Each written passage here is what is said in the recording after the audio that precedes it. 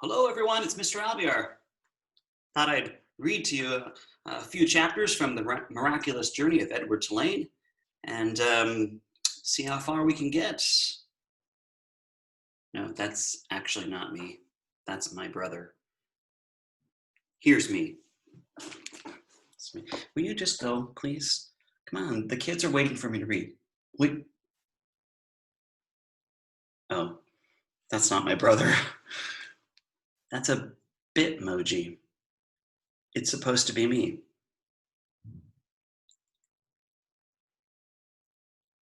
Doesn't it kind of look like me? No? Oh, you're so sweet, Rayleigh. I think I am more handsome than that Bitmoji. Thank you. I appreciate that. You think the same thing? Oh, that's so nice of you, Elsie. I appreciate that. Appreciate that. Juniper, that was a really kind thing to say. You're right. I am losing weight. See, I've been trying to diet. Yeah, I worked all day in the yard today. Well, not all day. I pressure washed the deck and the house, and then I came in and ate some ice cream. Well, not some, but the whole thing. I know. I'm so disappointed. But really, I'm not, because that was so delicious. Anyhow, it's me, Mr. Javier. Not this guy. I'm Mr. Javier. Anyhow, I'm here to read a few more chapters of The Miraculous Journey of Edward Tulane, and we left off on a really gut-wrenching ending to, what was it, chapter 18? No, chapter 19. Wow. Sarah Ruth was so sick that she passed away. And Bryce, her brother, is on his way out. He decided he cannot live with the dad anymore. So he and Jangles, aka Susanna, aka, what's the name they called him? Malone, aka Edward. Now Jangles. Jangles and Bryce are on their way to Memphis, Tennessee. Let's begin. Chapter 20 of The Miraculous Journey of Edward Tulane.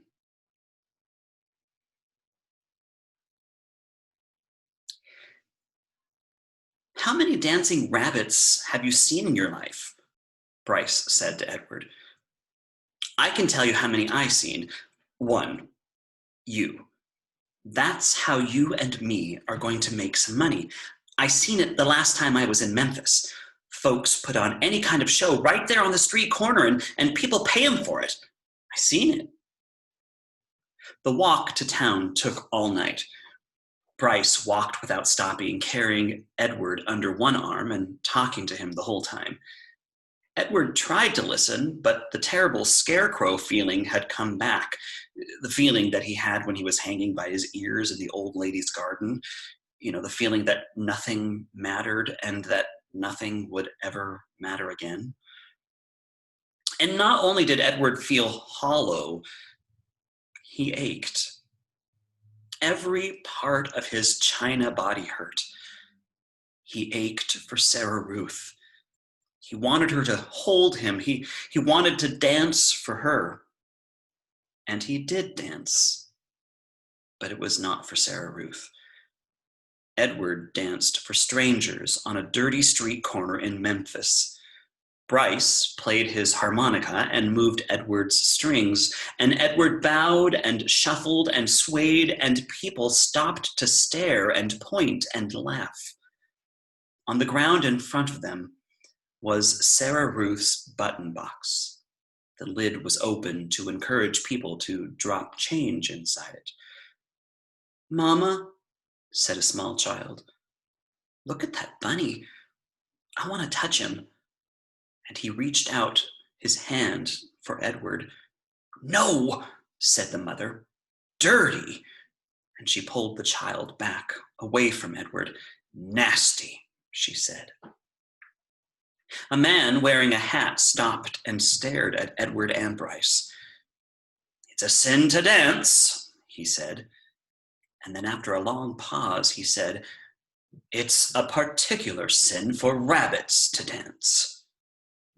The man took off his hat and held it over his heart. He stood and watched the boy and the rabbit for a long time. And finally, he put his hat back on his head and walked away. The shadows lengthened, and the sun became an orange, dusty ball low in the sky. Bryce started to cry. Edward saw his tears land on the pavement, but the boy did not stop playing his harmonica, and he did not make Edward stop dancing. An old woman leaning on a cane stepped up close to them. She stared at Edward with deep, dark eyes. "Pellegrina?" thought the dancing rabbit. She nodded at him. "Look at me," he said to her. His arms and legs jerked. "Look at me. You got your wish. I have learned how to love. And it's a terrible thing. I'm broken. My heart is broken. Help me." The old woman turned and hobbled away. "Come back," thought Edward. "Fix me." Bryce cried harder, and he made Edward dance faster. Finally, when the sun was gone and the streets were dark, Bryce stopped playing his harmonica. "I'm done now," he said, and he let Edward fall to the pavement. "And I ain't gonna cry anymore." Bryce wiped his nose and his eyes with the back of his hand, and he picked up the button box and looked inside it. "We got us enough money to get something to eat," he said. "Come on, Jangles." Chapter 21. The diner was called Neil's. The word was written in big red neon letters that flashed on and off. Inside, it was warm and bright and smelled like fried chicken and toast and coffee. Bryce sat at the counter and put Edward on a stool next to him. He leaned the rabbit's forehead up against the counter so that he would not fall. "What you gonna have, sugar?" the waitress said to Bryce. "Give me some pancakes," said Bryce, "and some eggs. And I want steak, too. I want a big old steak, and some toast, and some coffee." The waitress leaned forward and pulled at one of Edward's ears and then pushed him backward so that she could see his face. "This your rabbit?" she said to Bryce. "Yes'm, he's mine now. He belonged to my sister." Bryce wiped at his nose with the back of his hand. "We're in show business, me and him." "Is that right?" said the waitress. She had a name tag on the front of her dress. Marlene, it said. She looked at Edward's face, and then she let go of his ear and fell forward so that his head rested against the counter of it. "Go ahead, Marlene," thought Edward. "Push me around. Do with me as you will. What does it matter? I'm broken. Broken." The food came, and Bryce ate all of it without even looking up from his plate. "Well, you was hungry for sure," said Marlene as she cleared away the plates. "I reckon show business is hard work." "Yes," said Bryce. Marlene tucked the check under the coffee cup. Bryce picked it up and looked at it and then shook his head. "I ain't got enough," he said to Edward. "Ma'am," he said to Marlene when she came back and filled up his coffee cup. "I ain't got enough." "What, sugar?" "I ain't got enough money." She stopped pouring the coffee and looked at him. "You're going to have to talk to Neil about that." And Neil, it turned out, was both the owner and the cook. He was a large, red-haired, red-faced man who came out of the kitchen holding a spatula in one hand. "You came in here hungry, right?" he said to Bryce. "Yes, sir," said Bryce, and he wiped his nose with the back of his hand. "And you ordered some food, and I cooked it, and Marlene brought it to you, right?" "I reckon," said Bryce. "You reckon?" said Neil, and he brought the spatula down on the countertop with a thwack. Bryce jumped. "Yes, sir. No, sir. I cooked it for you," said Neil. "Yes, sir," said Bryce. He picked Edward up off the stool and held him close. Everyone in the diner had stopped eating, and they were all staring at the boy and the rabbit and Neil. Only Marlene looked away. "You ordered it. I cooked it. Marlene served it. You ate it. Now," said Neil, "I want my money." And he tapped the spatula lightly on the counter. Bryce cleared his throat. "You ever seen a rabbit dance?" he said. "How's that?" said Neil. You ever before in your life seen a rabbit dance?" Bryce set Edward on the floor and started pulling the strings attached to his feet, making him do a slow shuffle. And he put his harmonica in his mouth and played a sad song that went along with the dance. Somebody laughed. Bryce took the harmonica out of his mouth and said, "He could dance some more if you want him to. He could dance to pay for what I ate." Neil stared at Bryce. And then, without warning, he reached down and grabbed hold of Edward. "This is what I think of dancing rabbits," said Neil. And he swung Edward by his feet, swung him so that his head hit the edge of the counter hard, and there was a loud crack, and Bryce screamed, and the world, Edward's world, went black. Chapter 22.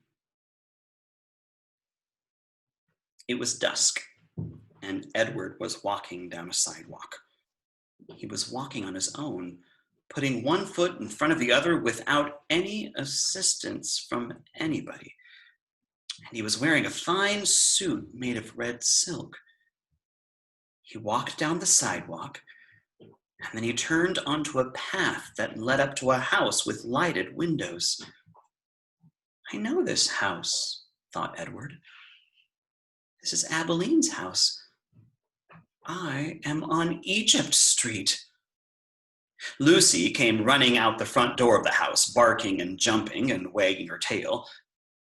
"Down, girl," said a deep, gruff voice. And Edward looked up, and there was Bull standing at the door. "Hello, Malone," said Bull. "Hello, good old rabbit pie. We've been waiting for you." Bull swung the door wide, and Edward walked inside. And Abilene was there. And Nellie and Lawrence and Bryce. "Susanna," called Nellie. "Jangles," said Bryce. "Edward," said Abilene, and she held out her arms to him. But Edward stood still. He looked around the room. "Are you searching for Sarah Ruth?" Bryce asked. Edward nodded. "You got to go outside if you want to see Sarah Ruth," said Bryce. So they all went outside, and Lucy and Bull and Nellie and Lawrence and Bryce and Abilene and Edward. "Right there," said Bryce, and he pointed up at the stars. "Yep," said Lawrence. "That is the Sarah Ruth constellation." And he picked up Edward and put him on his shoulder. "You can see it right there." Edward felt a pang of sorrow, deep and sweet and familiar. Why did she have to be so far away? If only I had wings, he thought, I could fly to her. And out of the corner of his eye, the rabbit saw something flutter. Edward looked over his shoulder, and there they were.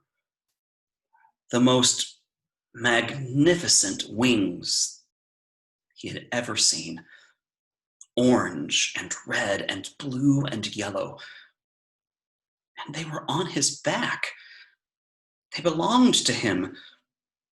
They were his wings. And what a wonderful night this was. He was walking on his own. He had an elegant new suit, and now he had wings, and he could fly anywhere and do anything. Why had he never realized it before?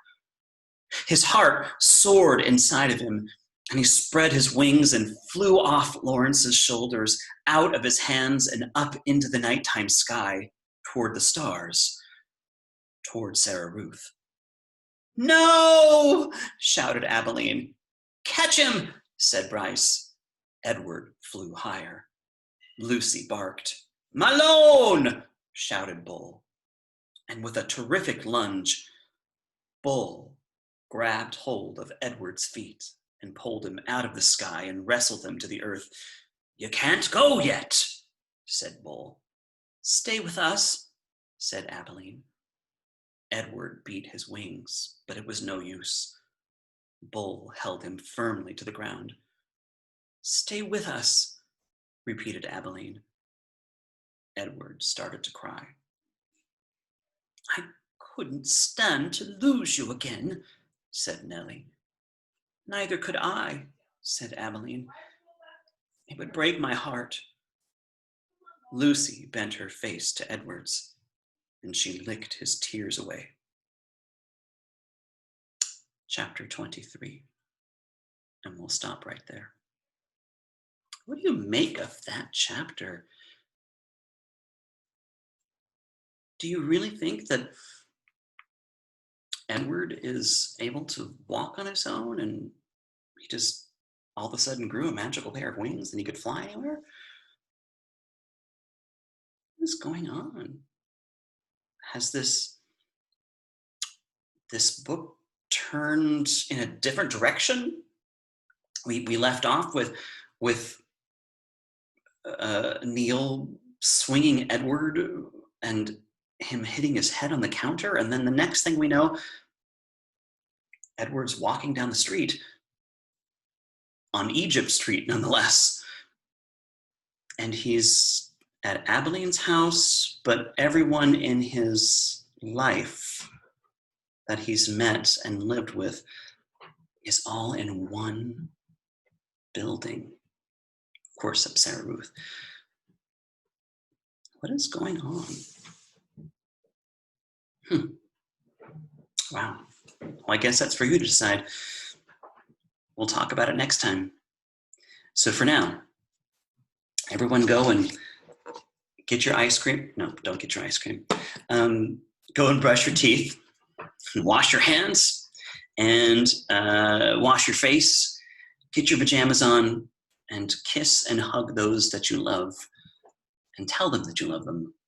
Say your prayers, and have a great night's sleep. I hope to see you tomorrow at the parade. All right, everyone. Take care. Over and out, Mr. Alviar and his twin. Adios, amigos.